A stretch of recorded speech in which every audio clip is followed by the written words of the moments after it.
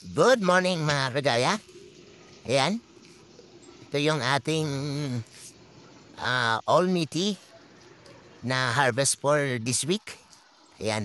So may nagtanong sa atin mga kagaya. Ang tanong niya is kung kumikita ba yung pagtatanim natin ng lettuce, yung pag-hydroponics natin. Ayan. So bago natin sagutin yan, ito mayroon tayong maliit ditong lettuce. Ayan. Ito po ay naka-reserve na. Ayan, yan yung pantay-pantay yung laro niya. Naka-reserve na yan. At ang bayar natin ay si Ding Dutingting. December 7 po yung harvest niyan. So ayan.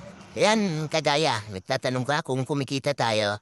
So ganito pa lang, naka-reserve na yung ating tanim na lettuce. Lalo na ngayong bare months. So malakas po yung ating lettuce. Dahil kaliwat kanan yung may mga okasyon, kagaya ng Christmas party, reunion. Kaya ganitong season din nadamihan din natin yung tanim. And ito naman ang ating for harvest na Hormetiti Speed. So, sa tanong mo kung kumikita tayo, nag-umpisa po kami ng pagtatanim ng lettuce is year 2020. So, pandemic.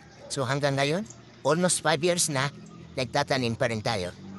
So, kung hindi tayo kumikita, hindi tayo tatagan ng ganito sa pagtatanim ng lettuce. Kung interesado ka, kagaya magtanim ng lettuce, message ka lang sa aking FB page.